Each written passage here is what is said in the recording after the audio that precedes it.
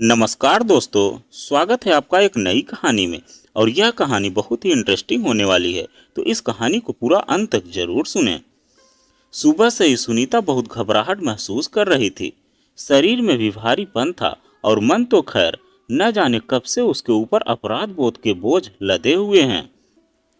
काम छोड़कर आराम करने का तो सवाल ही नहीं उठता था। बवाल मच जाएगा घर में, सबकी दिनचर्या में अस्त व्यस्तता फैल जाएगी। सास ससुर घर में हर समय पड़े रहने से खींच चुके हैं, तो वहीं देवर ऑनलाइन क्लासेस से परेशान है। घर में तंगी ना हो इसलिए पति रमेश को ऑफिस जाना पड़ता है, जिससे उनका मूड हमेशा ही खराब रहता है। कुछ नहीं बदला है तो वह है सुनीता और उसके काम। अगर वह समय से काम नहीं करेगी तो सासू माँ को अपने लड्डू गोपाल की सेवा को बीच में छोड़ना पड़ेगा। पति रमेश ऑफिस जाने के लिए लेट हो जाएंगे। देवर सत्यम बिना कुछ खाए पढ़ने बैठ जाएगा और ससुर जी शोर मचाएंगे कि हर एक घंटे में उन्हें चाय कौन देगा। इसलिए उसे बीमार पड़ने या आराम करने का हक नहीं है। इस हालत में भी शुक्र है कि जेठ दूसरे शहर में रहते हैं अपने परिवार के साथ, वरना उनके बच्चों के भी नखरे उठाने पड़ते। पेट में तेज दर्द उठा, इतनी भयानक पीड़ा, पर अभी तो मात्र 7.5 महीने ही हुए हैं। यह लेबर पेन तो नहीं हो सकता, शायद थकान से ही हो रहा हो। उल्टी का एक गोला अंदर बनने लगा तो वह बाथरूम की ओर भागी। सुबह चाय के साथ सिर्फ एक बिस्कुट खाया था, सो वह भी निकल गया। डॉक्टर ने सख्त हिदायत दी थी कि तुम्हारा शरीर इतना कमजोर है कि उसे ताकत के लिए पौष्टिक भोजन की जरूरत है। हर एक घंटे बाद उसके लिए कुछ खाते रहना आवश्यक है। खासकर सुबह बिस्तर से उठते ही एक सेब तो वह खा ही ले, इससे उल्टियां नहीं होंगी। डॉक्टर के निर्देश और हिदायतें केवल उसके पर्चे तक ही सीमित है। घर में न तो उसकी बातों को कोई मानता है और न ही उसे अपने ऊपर ध्यान देने का समय मिल पाता है। डॉक्टर साहब ने तो यह भी कहा था कि कोरोना का संक्रमण उसके और उसके होने वाले बच्चों के लिए घातक हो सकता है। जितनी ज्यादा हो सके उतनी कोशिश करे कि उसे अस्पताल न आना पड़े। लेकिन यहाँ तो बाहर से जो कुछ आता उसे सैनिटाइज करने का काम भी सुनीता के हिस्से था। इतनी पढ़ी लिखी तो वह भी है कि प्रेगनेंसी में कैसे केयर रखनी चाहिए इसकी जानकारी रखती है, पर वह कुछ करना भी चाहे तो सासू माँ फट से ताना मारती हैं। पता नहीं इतनी नाजुक क्यों है, मैंने भी बच्चे पैदा किए हैं, वे भी बेटे, और तू है कि लड़कियों को कोख में रखने पर भी इतनी मरियल सी रहती है। वह अक्सर सोचती है सासू माँ का इतनी पूजा और भक्ति का क्या फायदा जब उनके अंदर सहनशीलता का एक कण तक नहीं है। हर समय गुस्से से उबलती रहती हैं। उनकी बात न मानो तो चिल्लाने लगती हैं। वह मानती हैं कि दूसरों के दर्द समझो और जितना हो सके दूसरों के काम आ सको, वही सच्ची पूजा है। इस बात से भी उन्हें बहुत आपत्ति है। न जाने कैसी बहू मिली है। अरे कभी भगवान के सामने खड़ा होकर हाथ भी जोड़ लिया कर। हे राम, न जाने क्या अनिष्ट हो इसकी वजह से। वे आरती करती जाती और यह भी बोलती जाती। उसे उन पर हंसी आती और दया भी। बहू को बेटी कैसे समझा सकते हैं ऐसे लोग जिनके अंदर ममता ही नहीं है। विडंबना तो देखो, एक औरत होकर भी दूसरे औरत की पीड़ा नहीं समझती। सत्यानाश हो, दूध उबल कर गिर रहा है। सुबह सुबह कैसा अपशकुन करने पर तुली है सुनीता। सासू माँ की कठोर और तीव्र आवाज पूरे घर में गूंज गई। वह माँ उल्टी आ गई थी, सहमे स्वर में सुनीता ने कहा। वह जल्दी जल्दी गैस ऑफ करने लगी। पेट में भी दर्द हो रहा है और काफी थकान महसूस कर रही हूँ। थोड़ी हिम्मत कर उसने कह ही दिया। पेट में दर्द हो रहा है तो थोड़ी अजवाइन निकल जा पानी के साथ। हो सकता है गैस बन गई हो पेट में, अभी तो 1.5 महीने बाकी हैं। और हाँ, ख्याल रख अपनी कोख में पल रहे बच्चे का। जांच से पता ही लग गया है कि इस बार लड़का है। पता चले जांच के लिए अस्पताल लेकर गए और वहां से कोरोना लेकर आई। अपने साथ पूरे घर को ले डूबेगी। अच्छा, ऐसा नाश्ता कर ले। रसोई का सारा काम तो निपटा ही चुका। सासू माँ ऐसे बोली मानो कोई एहसान कर रही हूँ। 11 बज चुके थे और भूख तो उसे भी सता रही थी। शायद न खाने से गैस बन गई हो, सुनीता ने सोचा। सुनीता नाश्ता कर कमरे में आकर लेट गई। दर्द अभी भी हो रहा था, पेट से होते होते नीचे तक पहुंच रहा था। अजीब सी ऐंठन और बेचैनी थी। सोने की कोशिश करने लगी, पर सोच के ऊपर तो अनगिनत परछाइयां मंडरा रही थी। क्या होगा जब घर में सबको पता लगेगा कि इस बार भी उसकी कोख में लड़की ही है।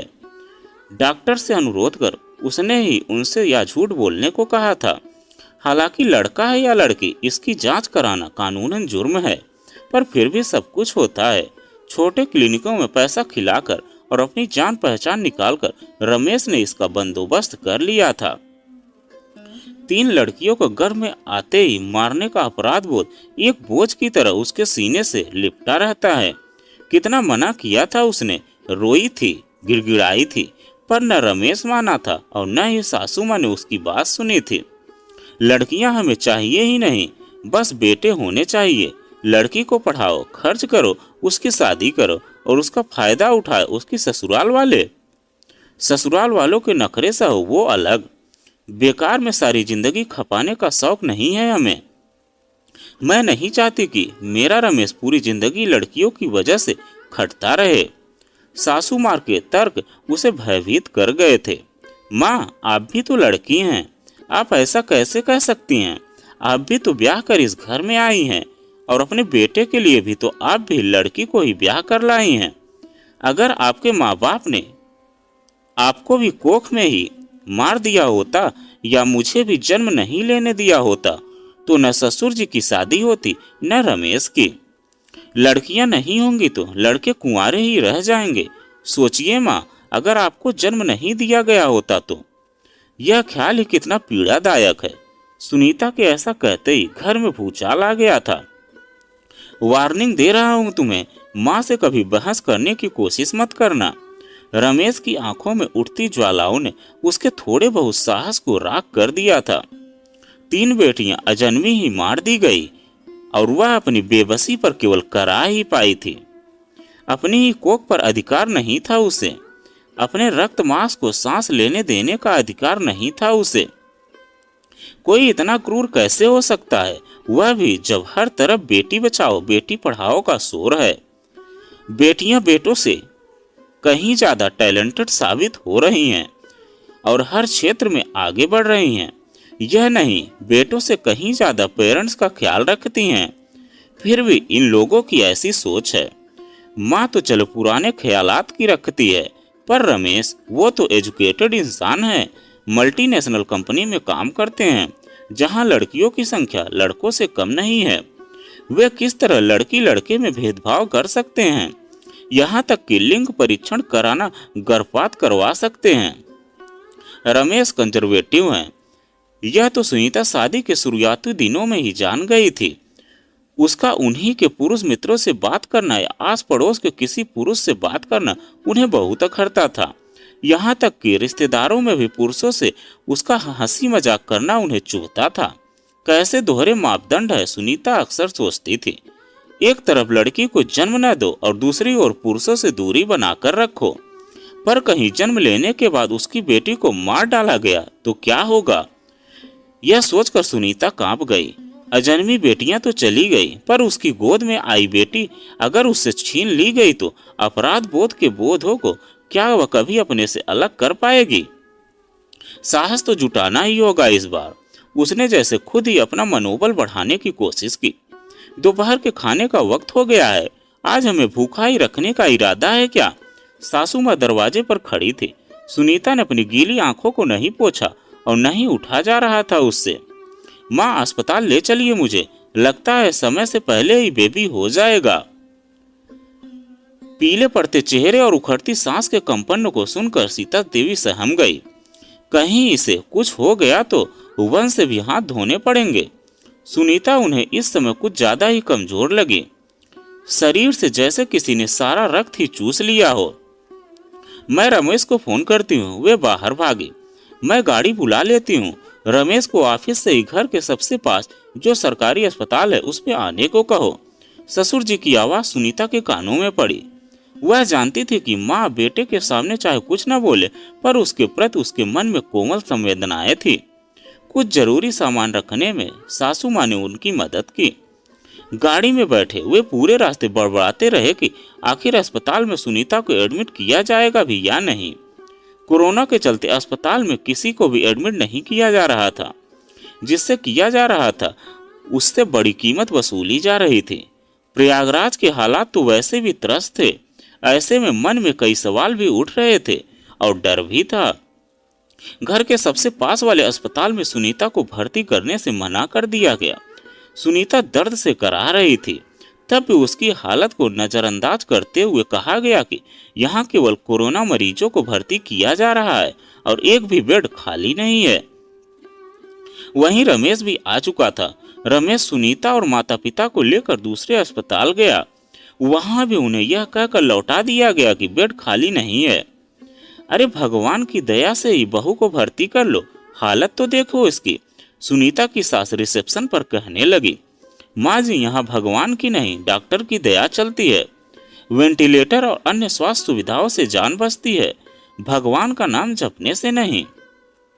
देर मत कीजिए और किसी दूसरे अस्पताल जाइए। यहाँ कोरोना के कई गंभीर केसेस पहले ही आए हुए हैं, रिसेप्शनिस्ट ने कहा। मारे मारे वे लोग तीसरे अस्पताल पहुंचे, जहां किसी तरह सुनीता को अस्पताल में एडमिट कर दिया गया। मशीन लगाकर डॉक्टर ने टेस्ट किया। बच्चे की सांस चल रही थी, पर वह हिलडुल नहीं रहा था। तुरंत सिजेरियन करना होगा। वी कांट टेस्ट चेस्ट, इसलिए हो सकता है थोड़ी कॉम्प्लिकेटेड हो। वैसे भी इनकी मेडिकल हिस्ट्री बता रही है कि पहले 3 अबॉर्शन कराए हैं आपने। डॉक्टर सुमित मल्होत्रा, जो उस समय ड्यूटी पर थे, सारी रिपोर्ट ध्यान से पढ़ रहे थे। हैरानी थी उनके चेहरे पर। रमेश ने दबी आवाज में वहां खड़ी सिस्टर से पूछा, कोई लेडी डॉक्टर नहीं है क्या इस समय? गायनिक तो लेडी डॉक्टर को ही होना चाहिए, डिलीवरी वही तो करवा सकती है। अब तक तो चेकअप लेडी डॉक्टर ही करती आई है, क्या कोई लेडी डॉक्टर नहीं आ सकती क्या? आपका दिमाग ठिकाने तो है? कैसी बातें कर रहे हैं आप? क्या आपने आसपास का हाल देखा है? लोग एडमिट होने के लिए यहाँ वहाँ भटक रहे हैं, कोरोना से पीड़ित तड़प रहे हैं, और एक तरफ आप हैं जो लेडी डॉक्टर की मांग कर रहे हैं। जरा सोच समझ कर तो बात कीजिए, पास खड़ी नर्स ने कहा। यह सुनकर रमेश के चेहरे पर शर्मिंदगी के भाव झलकने लगे। वह असमंजस में पड़ गया। पास खड़े उसके पिता ने कहा, बेटा इतनी मुश्किल से बहू को अस्पताल में बेड मिला है, बनी बनाई बात मत बिगाड़ो। सुनीता की हालत बिगड़ रही थी, जिसे देखकर डॉक्टर जल्दी जल्दी उसकी रिपोर्ट देखने लगे। कोई प्रॉब्लम थी जो 1 मंथ की प्रेगनेंसी में ही 3 बार अबॉर्शन करवाया गया। डॉक्टर सुमित ने रमेश से पूछा, असल में बोथ वेयर गर्ल्स। हिचकिचाहट का गोला जैसे रमेश के गले में फंस गया। सच बताना और उसका सामना करना दोनों ही मुश्किल होते हैं। रमेश तो डॉक्टर सुमित को उसका चेकअप करते ही वैसे ही झल्ला रहा था, एक पुरुष जो थे वह। पर इस समय वह मजबूर था, इसलिए इस बारे में कोई शोर नहीं मचाया। क्या बेवकूफी है, आवाज की तेजी से सकपका गए रमेश। लगभग 42 वर्ष के रहे होंगे डॉक्टर सुमित। गेहुआ रंगत, आंखों पर गोल आकार का चश्मा, मुंह पर प्रॉपर मास्क व शील्ड, और व्हाइट ट्राउजर व व्हाइट शर्ट के ऊपर डॉक्टर वाला कोट पहना हुआ था उन्होंने। बालों में 1-2 सफेद बाल चांदी की तरह चमक रहे थे। अक्सर लोगों को कहते सुना है सुनीता ने कि अगर डॉक्टर स्मार्ट और वेल ड्रेस्ड हो तो आधी बीमारी उसे देखते ही गायब हो जाती है। यह सोच ऐसे माहौल और ऐसी हालत में भी उसको होठों पर मुस्कान थिरकी, पर मुंह पर मास्क लगे होने से किसी को दिखाई नहीं पड़ा। सिस्टर, ऑपरेशन की तैयारी करो, इन्हें अभी लेबर रूम में ले जाओ और ड्रिप लगा दो। She is very weak and anaemic also. Sister को हिदायत देने के बाद वे रमेश से बोले, हालांकि अभी इन बातों का टाइम नहीं है, बट आई एम शॉक्ड कि आप जैसे पढ़े लिखे लोग अभी भी लड़का लड़की में अंतर करते हैं। शादी करने के लिए आपको लड़की चाहिए, घर संभालने के लिए लड़की चाहिए, और बच्चे पैदा करने के लिए, वहीं वंश चलाने के लिए, बेटा पैदा करने के लिए भी लड़की चाहिए, तो उन्हें मारते क्यों हो? जो कोख जन्म देती है उसी की कोख में मर्डर भी कर देते हो। बहुत दुखद बात है। I am surprised and shocked both. Mister Ramesh, आपको शर्म आनी चाहिए। इससे भी बढ़कर वर्तमान में लोगों की हालत देखते हुए आपको अपनी पत्नी के कोरोना संक्रमित होने या बच्चे के संक्रमित होने का डर नहीं है, बल्कि इस बात की फिक्र है कि लेडी डॉक्टर है या नहीं, पेट में लड़का है या नहीं। रमेश जैसे कुछ समझ नहीं रहा था या समझना ही नहीं चाहता था। उसे विचार शून्य सा खड़ा देख सासू माँ बोली, डॉक्टर साहब, इसका ऑपरेशन तो लेडी डॉक्टर से ही कराएंगे, आप उन्हें ही बुला दो। कोई तो होगी इस समय ड्यूटी पर। इस समय लेडी डॉक्टर कोई नहीं है और इंतजार करने का हमारे पास समय नहीं है। आपको तो शुक्र मनाना चाहिए कि आपकी बहू को ट्रीट करने के लिए कोई है। दूसरा अस्पताल ढूंढने की कोशिश या लेडी डॉक्टर का वेट करने के चलते आप माँ और बच्चे दोनों की जान को अगर खतरे में डालना चाहते हैं तो मैं इसकी इजाजत नहीं दे सकता। और माँ जी, अगर आप इसी तरह लड़कियों को मारती रहेंगी तो लेडी डॉक्टर कैसे होंगी? डॉक्टर ही क्या, किसी भी पेशे में कोई महिला होगी ही नहीं। It's shameful. एक तरफ तो आपने बेटी को पैदा होने से पहले ही मार दिया और दूसरी ओर लेडी डॉक्टर से ही डिलीवरी करवाना चाहती हैं। डॉक्टर सुमित मल्होत्रा का चेहरा सख्त हो गया था। पर डॉक्टर साहब सुनिए तो, थोड़ी देर रुक सके तो रुक जाएं। हो सकता है किसी लेडी डॉक्टर की ड्यूटी हो।